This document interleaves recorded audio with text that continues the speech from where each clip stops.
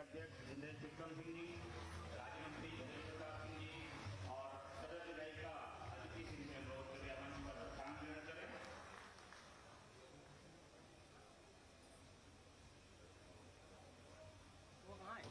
ये हम सबका सौभाग्य है कि माननीय मुख्यमंत्री जी हम सबके मध्य हैं।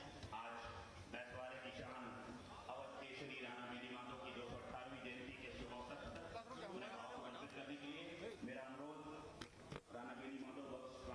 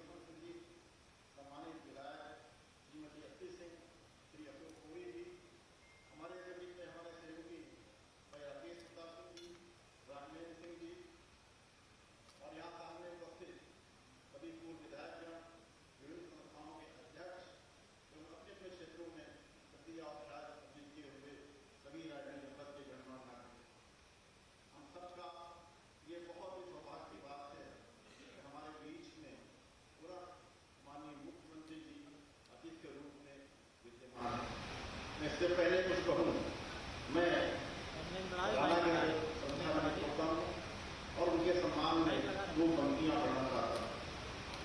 है नमन उनको कि जिसने देह को अमृत देकर है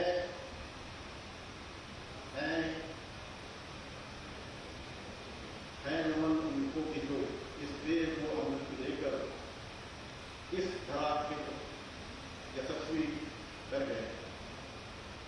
है नमन उनको कि जिनके सामने बोलने वाले खुद धरा पे गिर गए और आसमान में हो गए।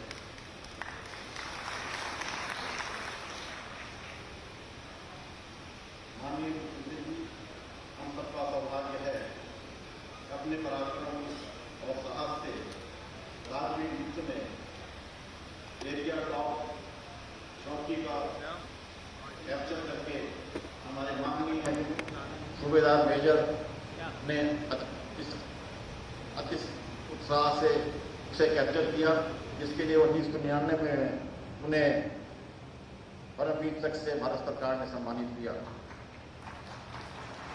वो हमें विस्तार से उसके बारे में जानकारी देंगे।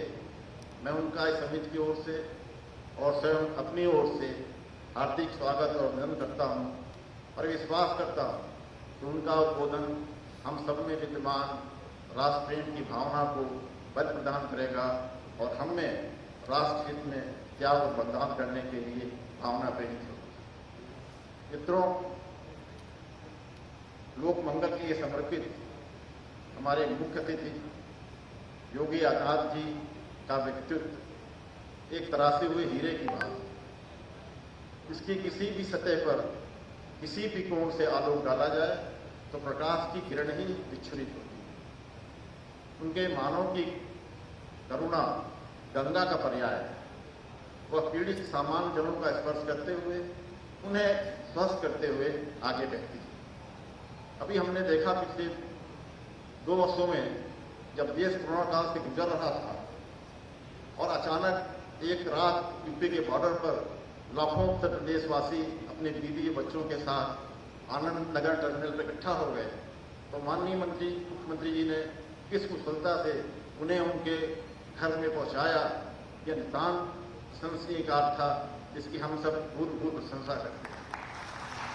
सिर्फ यही नहीं, उनकी नज़र उत्तर प्रदेश के छात्र जो कोटा में कोचिंग ले रहे थे उन पर भी गई और कोरोना गाइडलाइंस को शिथिल करते हुए उन्होंने बसों को अरेंज करके राजस्थान सरकार से बात करके उन हजारों हमारे जो छात्र वहाँ पढ़ रहे थे उनको सकुशल लाकर उनके घर पे पहुँचाया और उनके जो गार्जियंस थे उन्हें चिंता से मुक्त किया।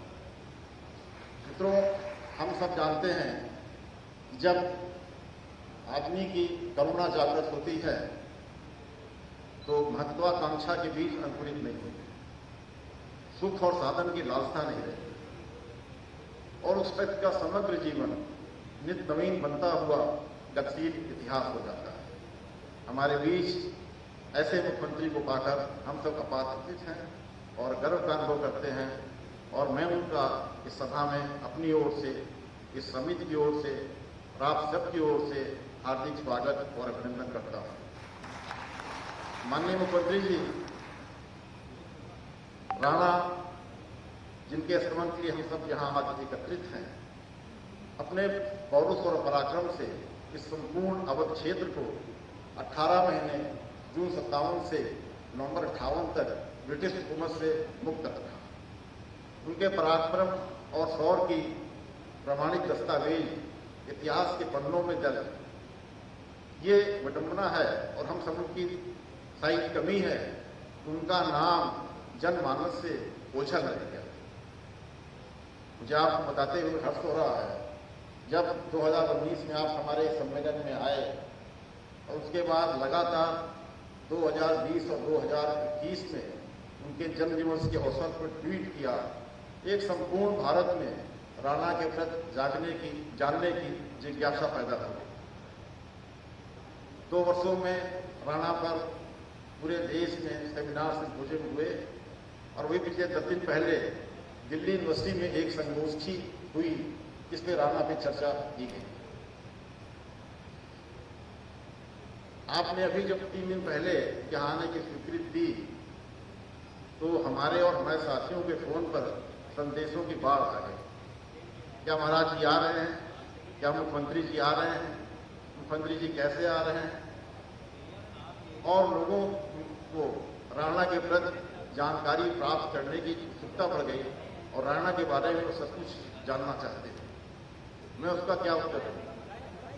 तो ये आपकी हम कृपा है या राणा का शौर्य है कि भारतीय संस्कृति का स्वर्णिम ट्रस्ट, जिसमें एक उत्तर का राजकुमार सुदूर दक्षिण में रहने प्रतीक्षा करने वाली भीलने के पास माँ की वांछनीय इच्छा को स्वीकार कर जंगल जाता है, उसकी पुनरावृत्ति है।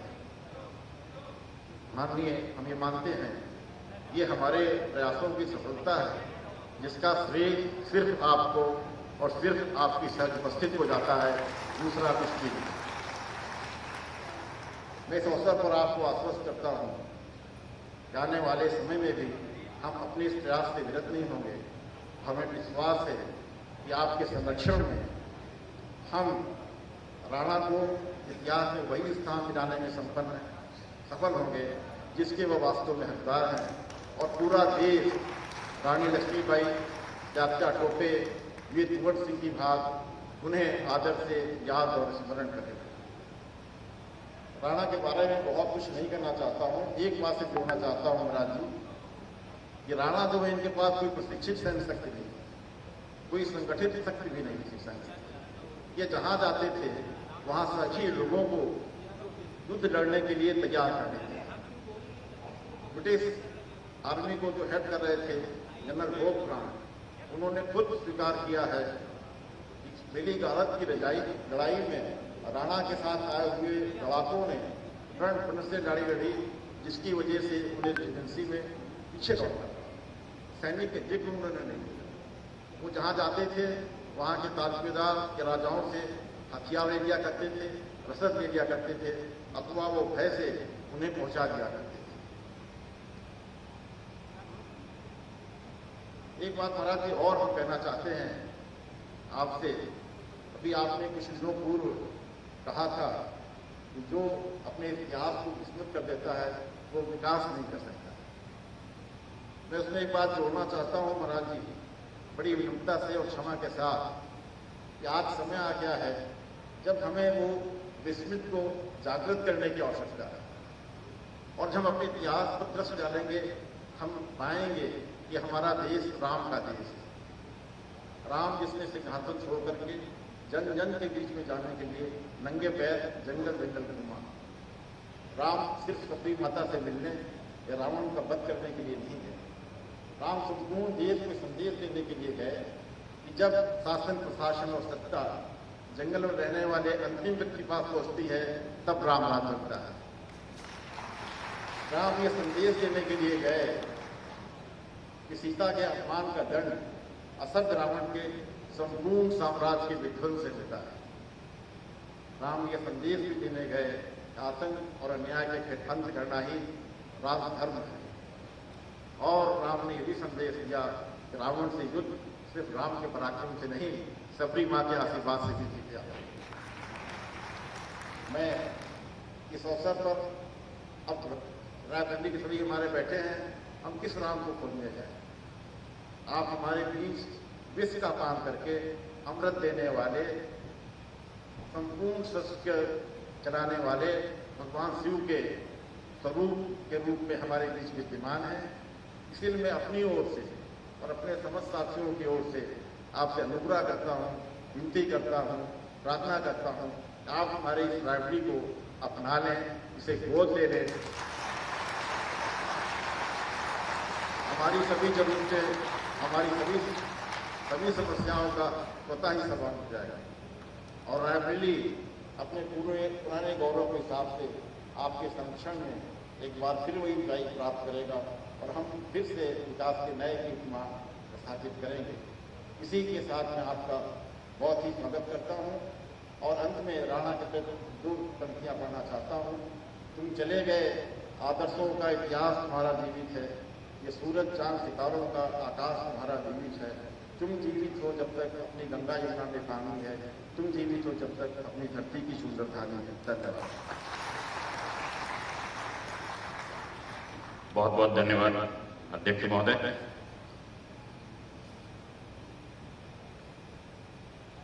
पांच दुश्मन सैनिकों को मारा, पैर में 3 और कमर में 2 गोलियां लगी।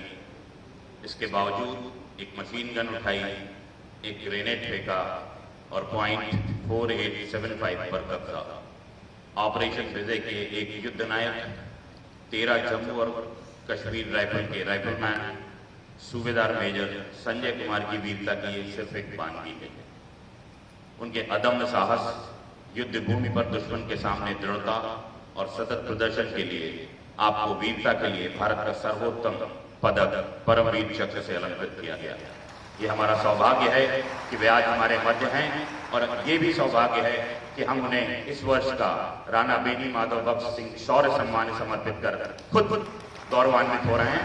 मेरा अनुरोध माननीय मुख्य अतिथि योगी आदित्यनाथ जी से कि वे ये सम्मान सूबेदार मेजर को प्रदान करें। मेरा अनुरोध कृपया मंच के सम्मुख आ जाएं।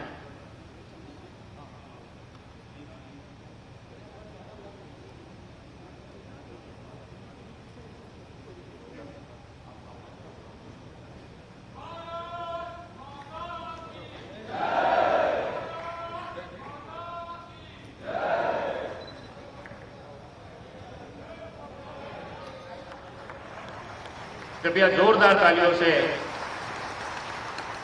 सूबेदार मेजर संजय कुमार का अभिवादन करें। वे अभी आपसे मुखातिब होंगे।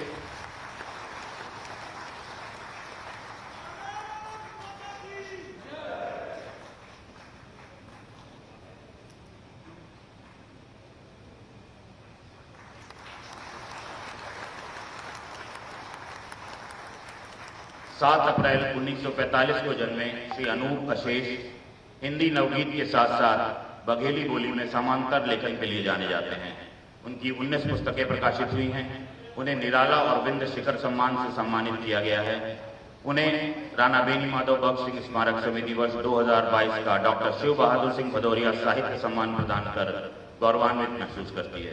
मेरा उनसे अनुरोध श्री अशेष जी से कि वे मंच में आएं और माननीय मुख्य अतिथि से विनम्र आग्रह कि वे उन्हें इस वर्ष का डॉक्टर शिव बहादुर सिंह भदौरिया साहित्य सम्मान प्रदान करें।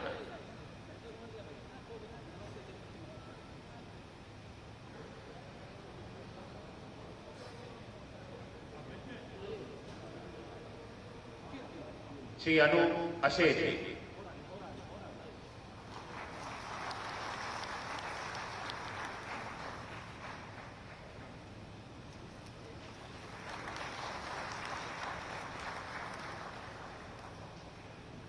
बिहार के पूर्णिया जिले में जन्मे श्री शमशेर सिंह कार्य के प्रति निरपेक्ष निष्ठा के व्यक्ति हैं। पत्रकारिता के क्षेत्र में उनकी एक अलग पहचान है। भारत के माननीय राष्ट्रपति द्वारा आपको प्रतिष्ठित रामनाथ गोयनका अवार्ड प्रदान किया गया है। वर्तमान में आप जी मीडिया के मैनेजिंग एडिटर हैं। राणा बेनी माधव बख्श स्मारक समिति इस वर्ष का दिलीप सिंह स्मृति पत्रकारिता सम्मान आपको प्रदान कर रही है। जोरदार तालियों से स्वागत करें श्री शमशेर सिंह।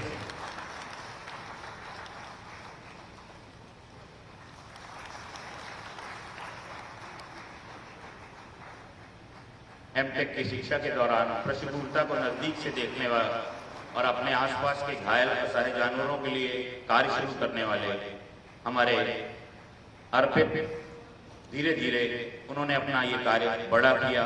एनिमल एम्बुलेंस की व्यवस्था शुरू की, गौशालाओं में जाकर गोवंश की चिकित्सा आदि का कार्य करा, धाम नामक सहायक सेवा संस्था बनाई।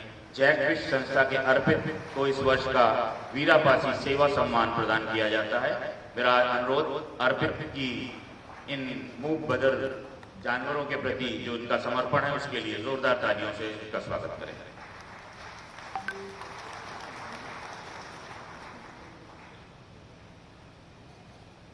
धन्यवाद माननीय मुख्यमंत्री जी। और अब मेरा अनुरोध डॉक्टर जयंत प्रताप सिंह, आरबी सिंह और जय चक्रवर्ती से कि वे आए और माननीय मुख्य अतिथि के कर कमलों द्वारा इस वर्ष की स्मारिका का विमोचन कराएंगे। जय चक्रवर्ती, डॉक्टर अजेंद्र प्रताप सिंह एवं आरबी सिंह।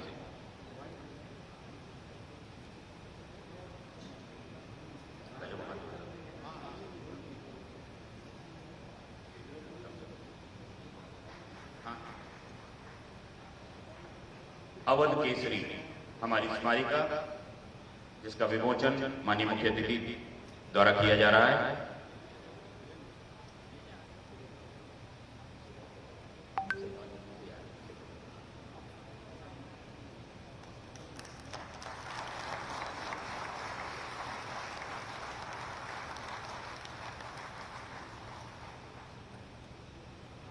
बहुत बहुत धन्यवाद। और अब मेरा विनम्र आग्रह हमारे मध्य उपस्थित सलोन विधायक श्री अशोक कुमार जी से कि वे आए और अपने भाव समर्पित करें। श्री अशोक।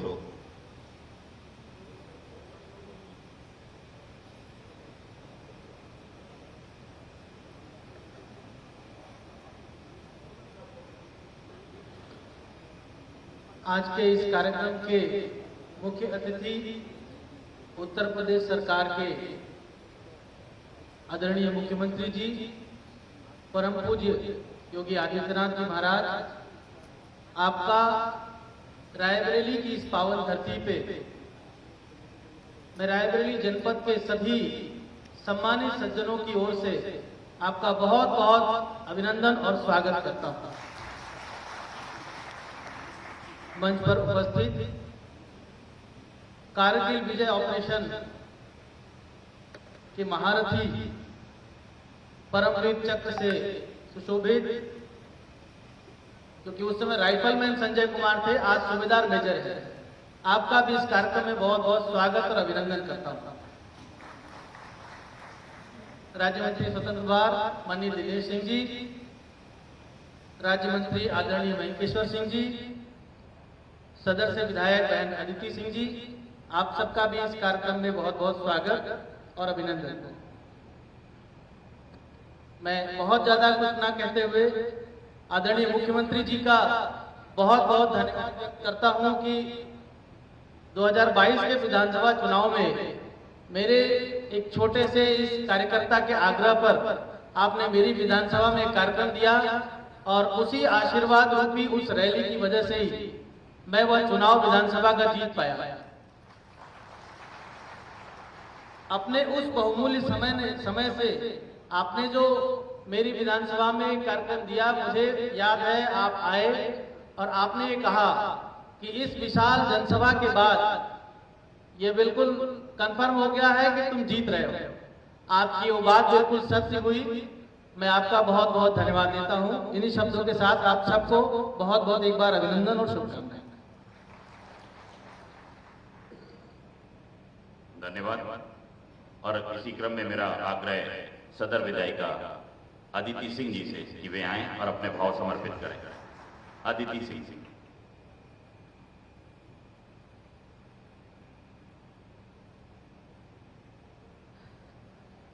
आज इस कार्यक्रम में उपस्थित हमारे आदरणीय मुख्यमंत्री, मेरे पिता तुल्य, मेरे नेता आदरणीय योगी आदित्यनाथ जी का मेरी रायबरेली में बहुत बहुत स्वागत है। साथ ही साथ सभी सम्मानित मंचासीन, सभी मेरे माननीय मंत्रीगण, समिति के सभी सदस्य और सभी समस्त मेरे सीनियर्स को भी मेरा सादर प्रणाम और इस कार्यक्रम में मुझे आमंत्रित करने के लिए बहुत बहुत धन्यवाद। आज मैं आप सबको बस बताना चाहती हूँ कि लड़ना मुझे मेरे पिताजी ने सिखाया, स्वर्गीय श्री अखिलेश सिंह चौहान जी ने, पर वीरता मुझे मेरे आदरणीय मुख्यमंत्री ने सिखाया। पार्टियां कहती हैं लड़की हूँ, लड़ सकती हूँ, मेरे आदरणीय मुख्यमंत्री जी ने इस लड़की को लड़ना सिखाया, लड़ाकू बनाया। और दूसरी बार आपने मुझे मौका दिया, आप मेरी जनता ने, आप सबने मुझे यहाँ से विधायक चुना, इसके लिए आपको बहुत बहुत धन्यवाद। आदरणीय महाराज जी का हमेशा आशीर्वाद बना रहता है। क्षेत्र के किसी काम के लिए जाती हूँ, कभी मुझे मना नहीं किया है, इसके लिए महाराज जी को बहुत बहुत धन्यवाद। और एक बार फिर आप सबको इस कार्यक्रम में आने के लिए बहुत बहुत धन्यवाद। जय हिंद।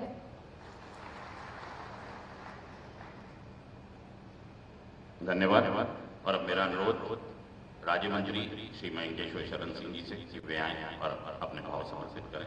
श्री मयंकेश्वर शरण सिंह।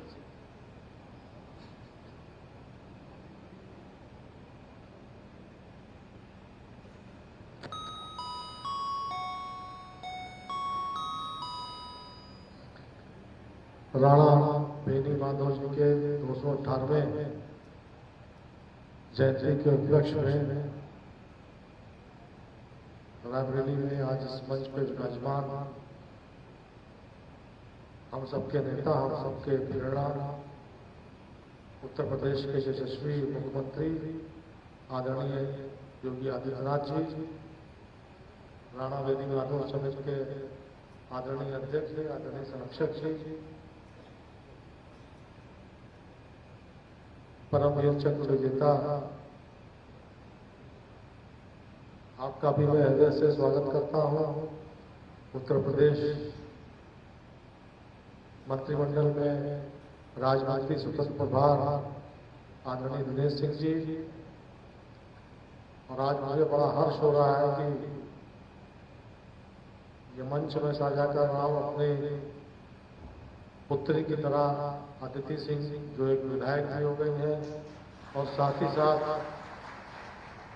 पुत्र की तरह प्रिया अशोक वो भी विधायक हो गए हैं। आज दोनों पुत्र पुत्रियों के साथ ये मंच शेयर करके मुझे अपार हर्ष हो रहा है। और मुझे आज एक चीज का और बहुत हर्ष हुआ, हमारे अध्यक्ष जी के उद्बोधन में, वैसे तो मैंने कई बार सुना है अध्यक्ष जी को, लेकिन आज का इनका उद्बोधन इतना अच्छा रहा है, और भगवान राम की जो व्याख्या आपने की है, आपके मुख से जो आज भगवान राम के बारे में जो शब्द निकले हैं, वो शब्द सुन के आत्मा से आनंद आया है। और मुझे ईश्वर से यही प्रार्थना है, हमेशा आपके मुखारविंद से इस तरह की वाणी निकलती रहे, मेरी यही ईश्वर से प्रार्थना है। और मैं आदरणीय मुख्यमंत्री जी से आग्रह करूंगा, जो उन्होंने आग्रह किया कि रायबरेली को गोद ले लें, मैं अपने आप को उससे संबद्ध करता हूं।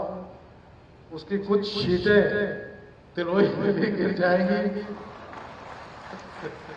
इसी आशा विश्वास के साथ आज बहुत दिन बाद किसी कार्यक्रम में रायबरेली में आने का मौका मिला। आप लोगों ने रायबरेली छोड़ने पे मजबूर कर दिया था, लेकिन फिर आज रायबरेली आप सब लोगों के बीच आके, और महाराज जी की कृपा से इस समय लखनऊ मंडल का मंत्रिमंडल समूह का प्रभार भी मिला है। अभी 5 तारीख के बाद फिर 2 दिन के लिए आप लोगों के बीच में आऊंगा। आप सबका बहुत बहुत आभार। यहाँ पे सामने बहुत से लोग हैं, मैं लगभग आधे से ज्यादा लोगों का नाम जानता हूँ। मैं आप सबके श्री चरणों में अपना प्रणाम करता हूँ। बहुत बहुत धन्यवाद। जय हिंद, जय भारत, जय श्री राम।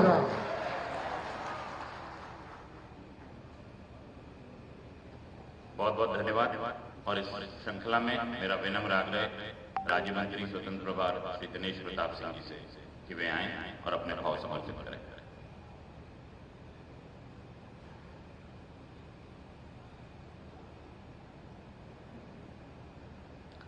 रायबरेली की इस पावन धरा पर उत्तर प्रदेश के यशस्वी माननीय मुख्यमंत्री जी, हम सबके संरक्षक, संघर्ष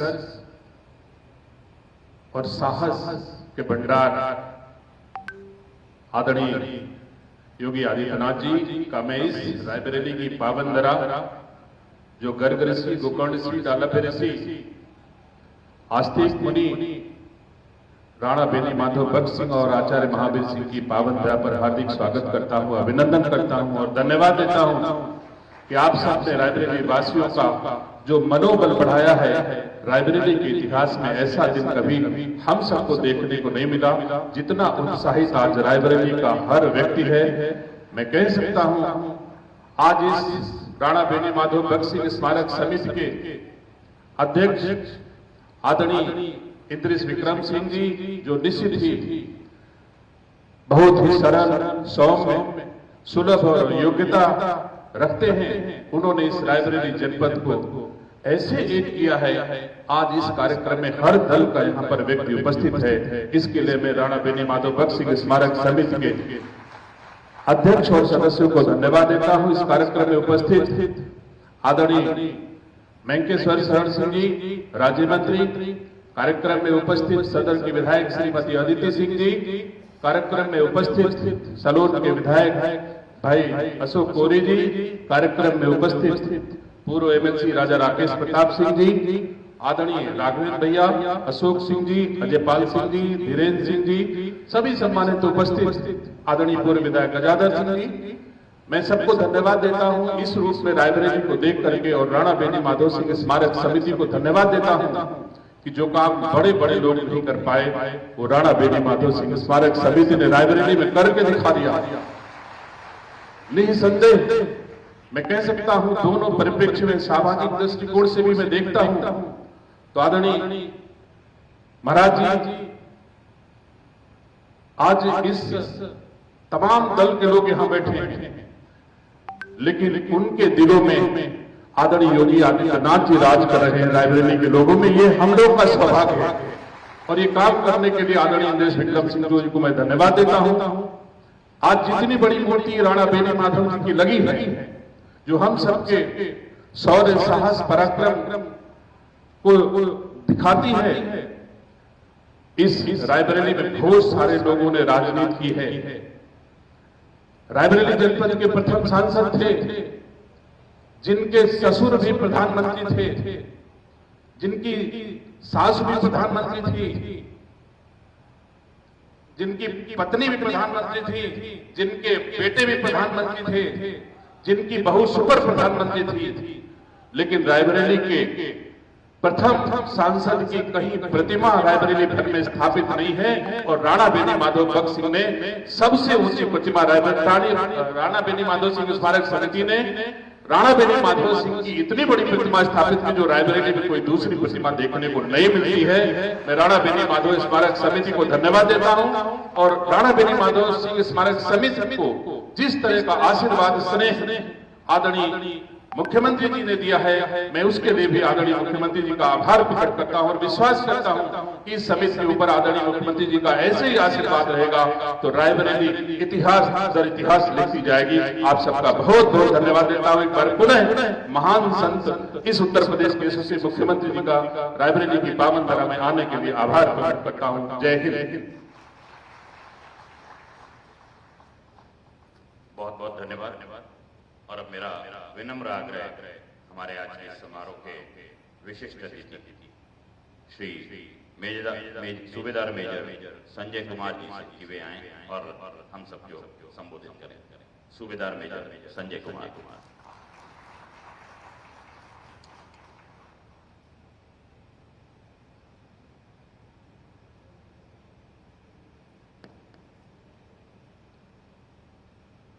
जय हिंद। आज मेरे लिए भी काफी हर्ष का दिन है कि आज राणा बेनी साहब का 218वीं जयंती के उपलक्ष्य में इस बरेली की धरती पर मुझे श्री योगी आदित्यनाथ जी के साथ यहाँ स्टेज शेयर करने का मौका मिला, और रायबरेली की इस जनता को मैं बहुत बहुत धन्यवाद देता हूं, क्योंकि जो हमारे वीर, जो सैनिक, जिन्होंने हमारे देश को आजादी या देश के लिए जो भी बलिदान दिया, उसको संजोए रखना एक बहुत बड़ी बात, जो मुझे आज इस रायबरेली में दिखाई दिया। क्योंकि अपने वीरों को जो भूल जाता है वो अपना अस्तित्व खो देता है। क्योंकि आज जो देश यहां तक पहुंचा है वो हमारे जो स्वतंत्रता सेनानी और अपने जो वीर सैनिक हैं उनकी बदौलत। उन्होंने तो अपना सर्वोच्च आपके लिए निछावर किया, तो उसके बाद हमारा फर्ज बनता है कि हम उनके नाम को और उनके परिवार को आगे लेके चले, क्योंकि वीर तो अपना सर्वोच्च अपने देश के लिए, अपने लोगों के लिए निछावर कर देते हैं, लेकिन अगर उनको कभी याद ना किया जाए तो फिर वो देश नहीं, वो सिर्फ एक मतलबी लोग रह जाएंगे। तो बहुत बहुत बहुत धन्यवाद इस प्रोग्राम को ऑर्गेनाइज करने के लिए। और जैसे कि यहाँ पे हमारे साथ योगी आदित्यनाथ जी ने समय दिया, मेरे लिए भी बहुत बहुत गर्व की बात है कि मैं आज साथ के साथ यहाँ उपस्थित हूँ। मुझे आज दर्शन करने का मौका मिला, ऐसे सिर्फ दूर से दर्शन किए थे। ये समिति का ही उसने ही एक सब कुछ किया कि यहाँ पे हमें मिला दिया। तो सभी लोगों को वैसे उससे उत्सुकता होगी कि जो मेरा जो ऑपरेशन का जो भी कार्रवाई थी, जो ऑपरेशन में मैंने किया, तो मुझे वैसे पता लगा था कि मुख्यमंत्री जी का समय बहुत कम है। तो मैं आपको एक छोटा सा उसमें बता सकता हूं कि कारगिल ऑपरेशन, आपको पता है कि अचानक से हमारे ऊपर जो एक आप मान सकते जिसको बोलते हैं कि पीठ में छुरा मारना, उसकी तरह धोखा दिया गया था। और उसको हमारी सेना ने, हमारी भारतीय सेना ने इतने अपने शौर्य और पराक्रम से उसे दोबारा उस धरती को वापस लिया। उसी ऑपरेशन के दौरान मुझे भी उस एरिया में सर्विस करने का मौका मिला। 1.5 महीना मुझे वॉर के बीच में रहने का मौका मिला, और लास्ट एक दिन वो सब करने का मौका मिला जिसके लिए मैंने ये ड्रेस पहना था, या इस देश के लिए जो मैंने कस्में खाई थी, वो सब करने का मौका मिला। और वो सब कुछ मैं अपने सीनियर, अपने जो हमारे लीडर, उनकी बदौलत ही कर पाया, क्योंकि मेरी बहुत ही कम सर्विस थी उस समय। लेकिन जो हौसला, जो एक्सपीरियंस मेरे सीनियर्स के पास था, उसका इस्तेमाल करके हम लोग उस पहाड़ी पर कब्जा कर पाए। जैसे आप जानते हैं कि उन पहाड़ियों पे जीवन जीना ही काफी मुश्किल है, लेकिन उन पहाड़ियों पर जाकर युद्ध लड़ना, और वो भी ऊपर और नीचे की लड़ाई के बीच में, काफी मुश्किल था। मुझे सभी लोग पूछते हैं कि वो आपने कैसे किया। मैं खुद नहीं जानता कि वो कैसे हुआ, क्योंकि मैं तो सिर्फ अपना काम कर रहा था। काम करते करते क्या हुआ, क्योंकि लास्ट जो वार के जो 10 मिनट या लास्ट 50 मिनट का जो इलाका रहता, उसके बीच में जो हमें कुछ याद रहता, सिर्फ एक चीज याद रहती है, अपना एम। मेरा एम क्या है, मैं करना क्या चाहता हूं। तो जो टास्क मुझे दिया था, बस वही एक दिखाई देता था और कुछ नहीं दिखाई दिया। उसके बाद सिर्फ हो जाने के बाद, जब पूरा हमने पोस्ट कैप्चर कर लिया, उसके बाद जब हम पीछे मुड़ के देखते थे तो हम भी यही सोचते थे कि यहां तक चढ़े थे तो कैसे। ये अपने साथियों के ही जो हौसला था, उसके बदौलत, बाकी अपने देश के लिए मर मिटने की जो जज्बा था, उसके बदौलत। तो मैं ज्यादा समय ना लेता हुआ यही अपनी वाणी को विराम देता हूं, और आप सबको, रायबरेली के सभी निवासियों को बहुत बहुत धन्यवाद करता हूं कि जिन्होंने यहाँ पे जो सम्मान आज मुझे दिया, उसे मैं हमेशा याद रखूंगा। धन्यवाद। जय हिंद, जय भारत।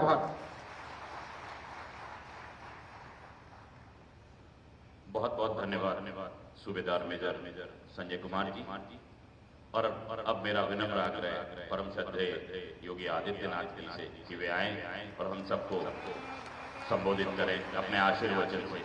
परम श्रद्धेय योगी आदित्यनाथ जी।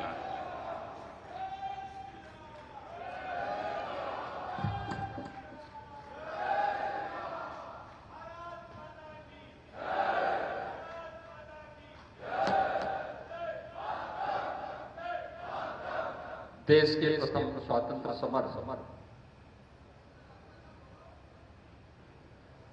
के अमर नायक राणा बेनी माधव बख्श सिंह जी की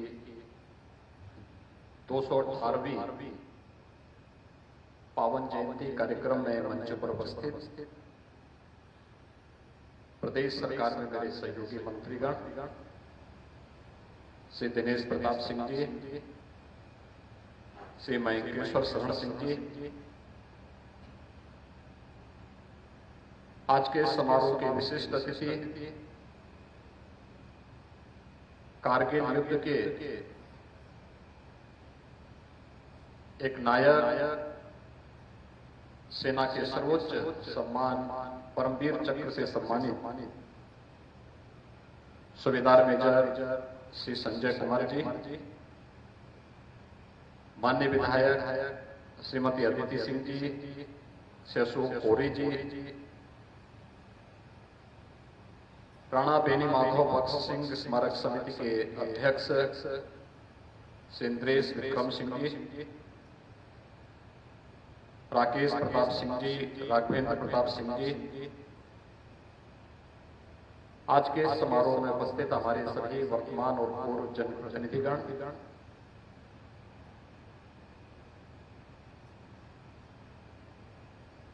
फिरोज गांधी स्मारक कॉलेज से जुड़े हुए प्रबंध समिति के सभी पदाधिकारी, महाविद्यालय के सभी यहाँ के प्राचार्य और अन्य जो भी फैकल्टी मेंबर्स हैं, उपस्थित भाइयों बहनों, मैं देश के प्रथम स्वतंत्र समर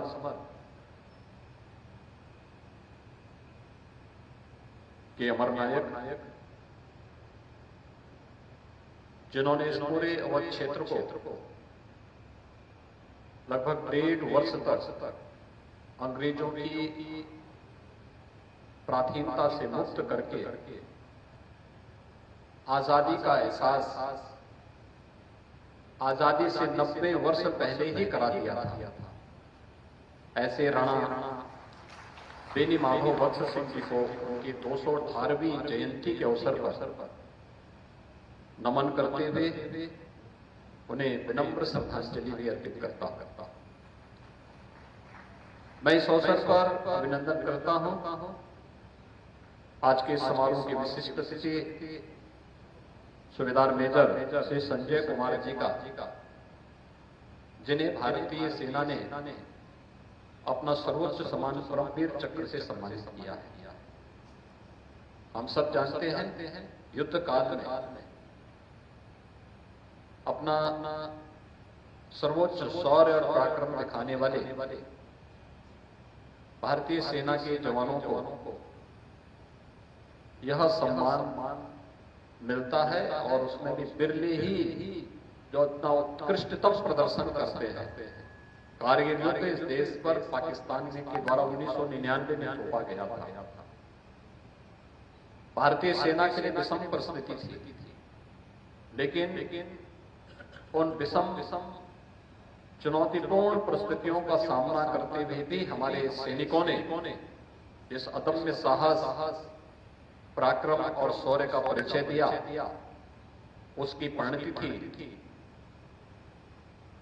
कि 26 जुलाई 1999 को भारतीय सेना ने ऑपरेशन पराक्रम के माध्यम से विजयश्री प्राप्त की और भारत विजयी हुआ था। पाकिस्तान एक बार फिर मुक्ति खाने के लिए मजबूर हुआ था।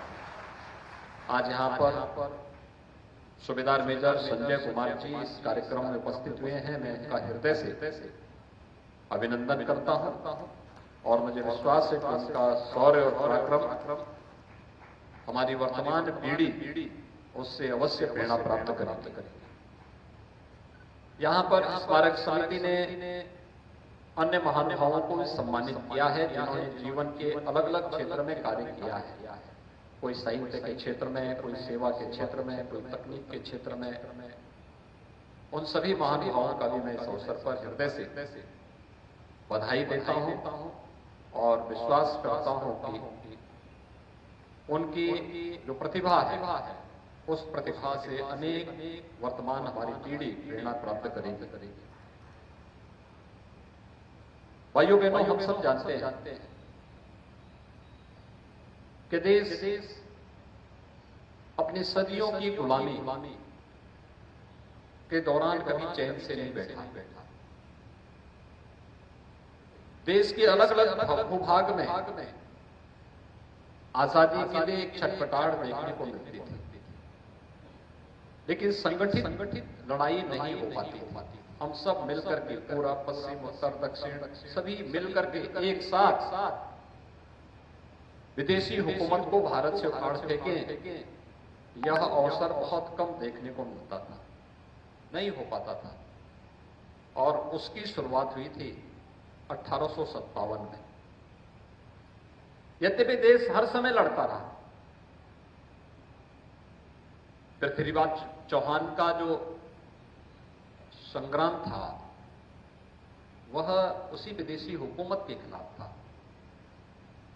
महाराणा प्रताप हो, छत्रपति शिवाजी महाराज हो, गुरु गोविंद सिंह जी महाराज हो, ये उसी विदेशी हुकूमत की जड़ों को उखाड़ने के लिए ही वह युद्ध था। और वह निर्णायक स्थिति हम सबके सामने आई थी 1857 को, जब एक साथ पूरे देश के अंदर अलग अलग स्थानों पर, कहीं मंगल पांडे के द्वारा इसकी शुरुआत भले बैरकपुर से प्रारंभ की गई हो, लेकिन उत्तर प्रदेश 1857 के प्रथम स्वातंत्र समर की भूमि बनी। उत्तर प्रदेश से ही इसकी शुरुआत होती है। कहीं धन सिंह कोतवाल के नेतृत्व में मेरठ में दिल्ली चलो का आह्वान करते हुए उस समय के विभिन्न प्रकार से उस प्रथम स्वतंत्र समर को, आंदोलन को नेतृत्व दिया जा रहा है। कहीं बलिया ने तो 1942 में अपने आप को स्वतंत्र घोषित कर दिया था। उसी प्रकार से झांसी की रानी लक्ष्मीबाई 1857 में इस लड़ाई को लेकर के जहां झांसी में इसको नेतृत्व दे रही थी, तो कानपुर बिठूर से त्यात्या टोपे के नेतृत्व में प्रथम स्वातंत्र समर आगे बढ़ता हुआ दिखाई दे रहा था।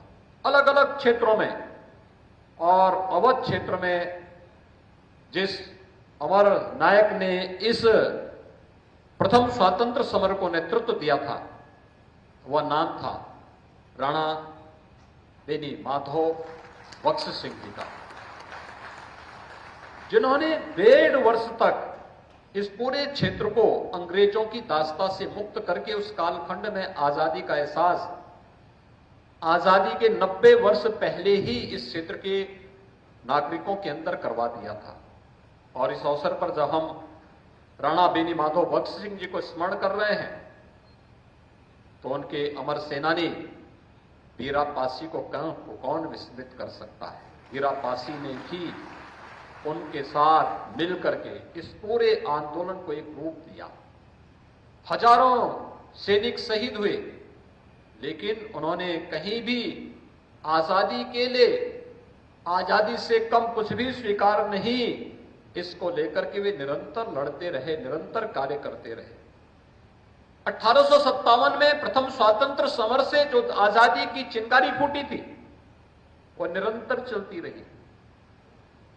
1922 में गोरखपुर के चौरी चौरा में, 1925 के लखनऊ के काकोरी में, और ऐसे अनगिनत स्थानों पर 1947 के पहले उत्तर प्रदेश के अंदर भी, देश के अंदर भी, देश की आजादी के लिए आम जनमानस का, स्थानीय नेतृत्व और देश के नेतृत्व के एक आजादी की ये लड़ाई निरंतर जारी रही। और उसी की परिणति थी कि अंततः 15 अगस्त 1947 को देश को स्वाधीनता प्राप्त होती है। आज जब हम यहां पर 218वीं जयंती पर आए हैं राणा बेनी माधो बख्श सिंह जी की, यह हमारा सौभाग्य है कि हम सब देश की आजादी के अमृत महोत्सव कार्यक्रम की साक्षी बने हैं। आपने देखा होगा जब प्रधानमंत्री जी ने लाल किले की प्राचीर से 15 अगस्त 2022 को पूरे देश के प्रति अपना संबोधन दिया, उसमें उन्होंने देश के नागरिकों को कुछ संकल्पों के साथ जोड़ने के लिए भी आगामी कुछ कार्य योजना उनके सामने प्रस्तुत की। आजादी हमें मिली, ये सच है। अनगिनत त्याग और बलिदान से, शौर्य और पराक्रम से आजादी मिली, ये भी सच है। आजादी के बाद इन 75 वर्षों में हमारे वीर सैनिकों ने भारत की आजादी को अक्षुण्ण बनाए रखने के लिए अपना सर्वोच्च त्याग और बलिदान दिया है, जिनमें से एक सैनिक यहां पर आज परमवीर चक्र विजेता के रूप में श्री संजय कुमार जी हमारे सामने ही बैठे हुए हैं। लेकिन क्या इतने भर से कोई देश अपनी एक लंबी यात्रा के लिए तैयार माना जा सकता है?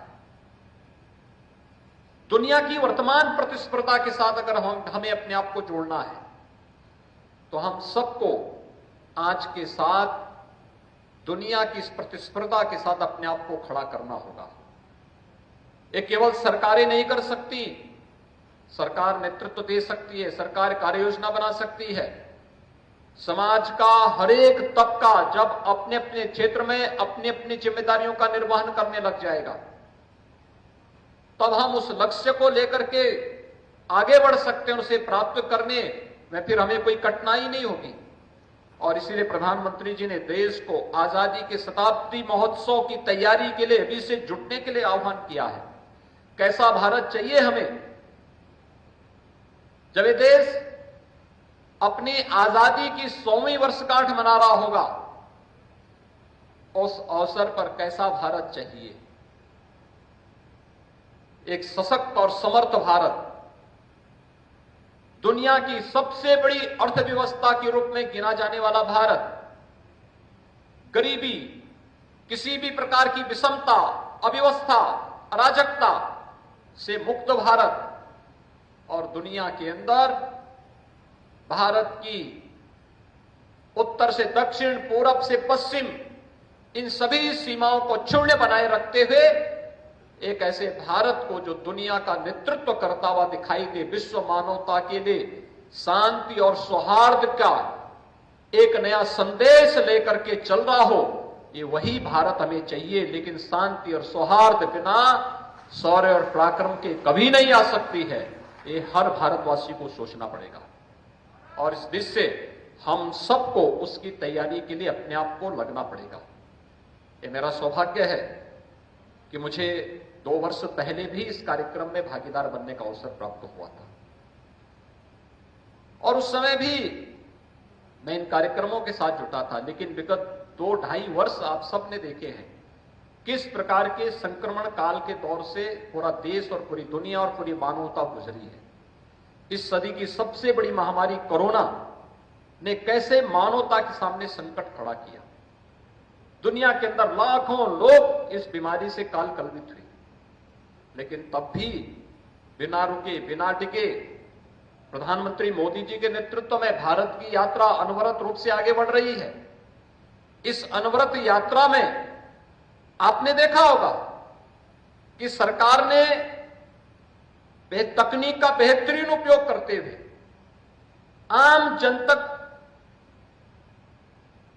अपनी संवेदनाओं को पहुंचाने का काम किया। अक्सर होता है जब हम तकनीक के जितने नजदीक होते हैं उतने ही तकनीक हमें संवेदनहीन भी बना देती है। लेकिन कोरोना कालखंड में तकनीक के साथ साथ सरकार की संवेदना जब दवा के रूप में, ट्रीटमेंट के रूप में, टेस्ट के रूप में, ट्रेस के रूप में और राशन के रूप में प्रत्येक गरीब तक पहुंचा है, तो स्वाभाविक रूप से भारत कोविड प्रबंधन का बेहतरीन केंद्र के रूप में दुनिया के सामने प्रस्तुत हुआ है। ये चीजें हमें दिखाती हैं तकनीक भले ही कितनी भी इंप्रूव हो जाए, कितनी भी बेहतरीन हो जाए, वह समाज की आवश्यकता है। लेकिन हम तकनीक के पीछे पड़ करके अपनी संवेदनाओं को न खो दें, यह भी आज की सबसे बड़ी आवश्यकता है।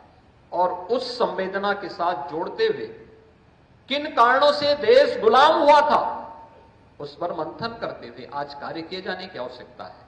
आज हम इस सभागार में हैं, यह एक महाविद्यालय है और मैं प्रदेश भर के सभी कॉलेजेस से कहूंगा केवल डिग्री बांट देना हमारा काम नहीं।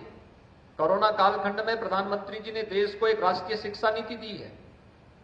राष्ट्रीय शिक्षा नीति हमारे युवाओं को आगे बढ़ने का एक बेहतरीन मंच प्रदान कर रहा है, लेकिन हमारी सबसे बड़ी समस्या क्या हो गई? हम लोगों ने शोध को आगे बढ़ाने में हमेशा गुरेज रखा है। हम केवल अपने को डिग्री बांटने तक सीमित कर दिए हैं। आजादी के अमृत महोत्सव के इस कार्यक्रम के दौरान हम लोगों की जिम्मेदारी बनती थी कि स्थानीय स्तर पर हम लोग उन सभी ज्ञात अज्ञात सेनानियों को ढूंढें जिन्होंने आजादी की इस लड़ाई में योगदान किया। मैं देख रहा था यहां पर कि राणा बेनी माधव बख्श सिंह जी को हम याद करते हैं, उनका स्मरण करते हैं। बीरा पासी को हम स्मरण करते हैं, वे उनके अमर सेनानी थे। लेकिन हजारों लोग जो शहीद हुए थे, हजारों सैनिक जो शहीद हुए थे प्रथम स्वतंत्र समर में, अवध क्षेत्र में, उनके नाम क्यों गायब हो गए? क्या यह शोध का विषय हमारे लिए नहीं बनना चाहिए?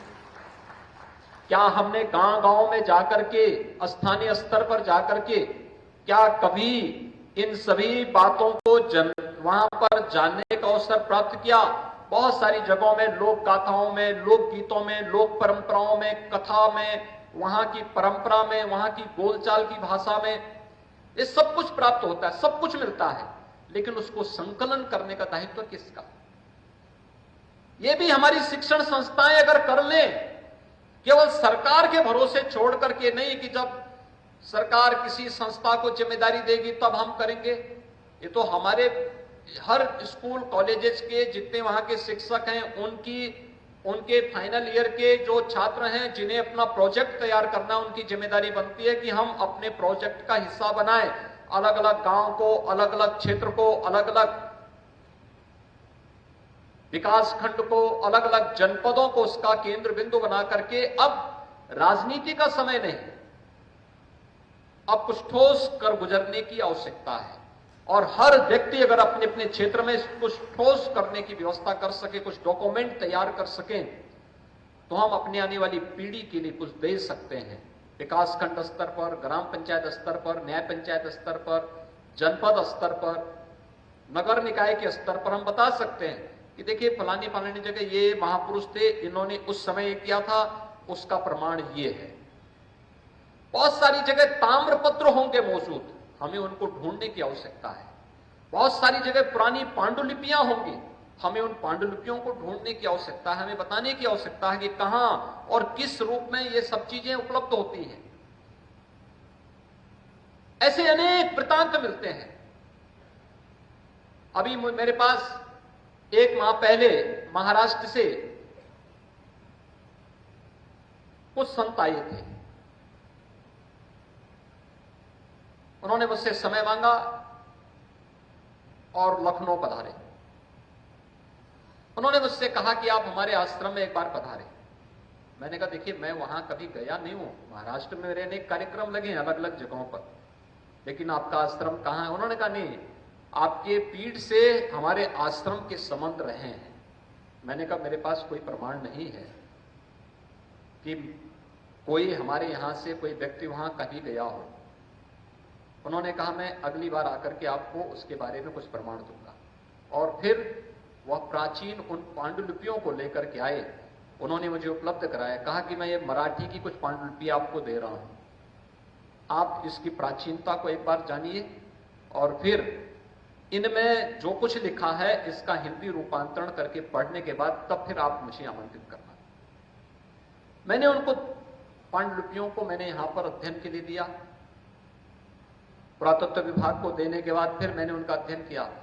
आप आश्चर्य करेंगे कि उसमें 16वीं सदी से लेकर के और 19वीं सदी तक के जिन जिन गोरक्ष पीठ से जुड़े हुए संतों का वहां आगमन हुआ था, उन सब का वृतांत बड़े भावपूर्ण तरीके से उन्होंने मराठी कवित्व में उन छंदों में उन्हें गायन के माध्यम से प्रस्तुत किया था। और वह उसकी प्राचीनता, उसकी सभी चीज प्रमाणित होते हुए मेरे पास प्राप्त हुई।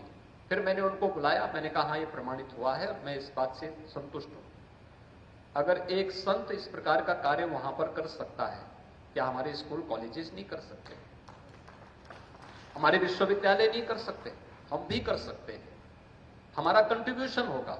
इतिहास के प्रति हम वर्तमान पीढ़ी को बताने के लिए कुछ कह पाएंगे। लोगों के मन में एक नई जिज्ञासा पैदा होगी, हम उसे आगे बढ़ाने का कार्य कर सकते हैं। एक, इस कार्य पर जुटने की आवश्यकता। दूसरा, हर व्यक्ति अपने कर्तव्यों का पालन करना प्रारंभ कर दे।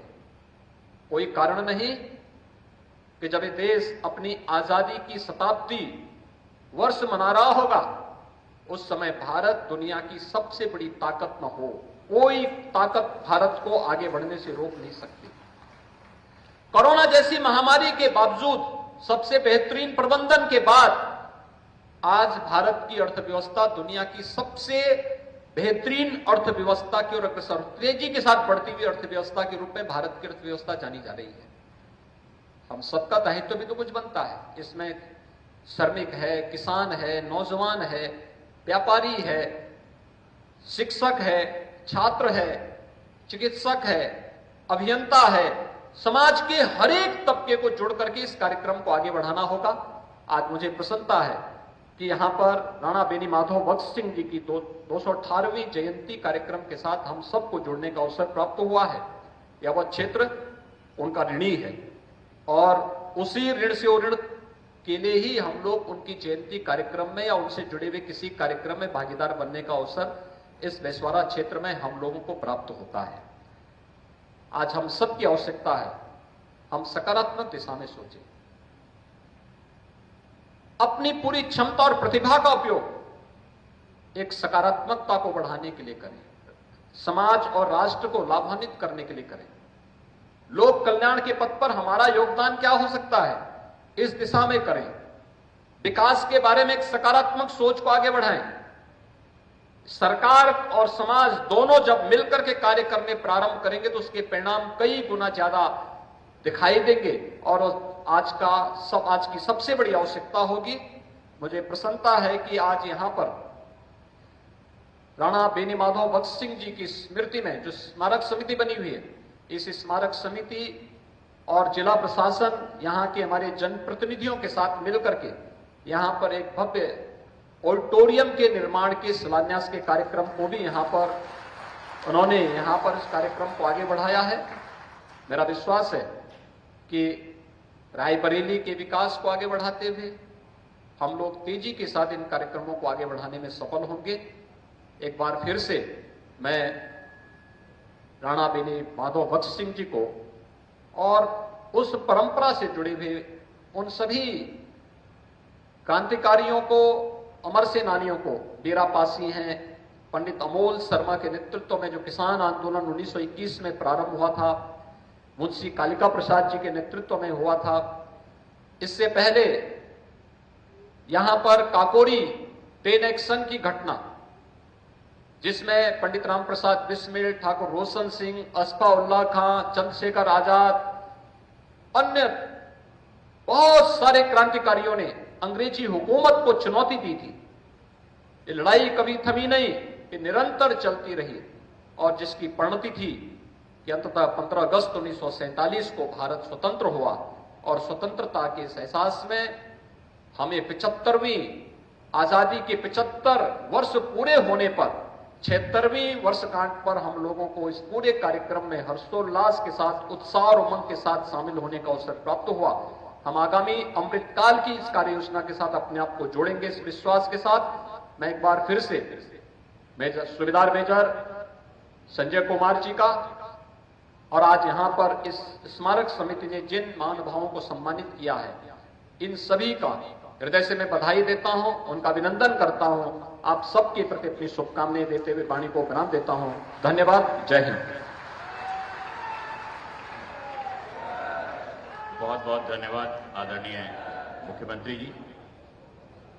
मेरा अनुरोध पूर्व विधायक श्री अजय पाल सिंह जी, रमेश सिंह राजा भदौरिया और इस कार्यक्रम के संयोजक उपमेंद्र सिंह से कि वे आए और माननीय मुख्य